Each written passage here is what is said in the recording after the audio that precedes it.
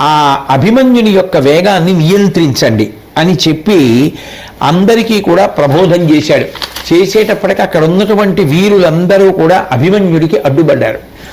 దుర్యోధనుడు చేతికి చిక్కినట్టుగా చిక్కి జారిపోతుంటే పెద్ద పులికి నోట్లో తాను పట్టుకోవాలనుకున్నటువంటి ప్రాణి యొక్క కండ చిక్కిన సమయంలో ఎవరైనా తప్పిస్తే పెద్ద పులికి ఎంత కోపం వస్తుందో అంత కోపం వచ్చినటువంటి అభిమన్యుడు అరివీరుల్ని లెక్క పెట్టకుండా పడగొట్టడం మొదలుపెట్టాడు. అది చూసి ఇక ద్రోణాచార్యుల వారే స్వయంగా అభిమన్యుడితో యుద్ధానికి వచ్చాడు. అభిమన్యుడు తనను చుట్టుముట్టినటువంటి దుర్యోధనుడు, కృపాచార్యుడు, భూరిశ్రవుడు, వివింశతి, అశ్వత్థామ, బృహద్బల, శల్య, కృతవర్మ, శకుని, దుశ్శాసన, దుస్సహ వీళ్ళందరినీ కూడా ఎదిరించి పోరాడి తరిమి కొట్టాడు. అశ్మకుడు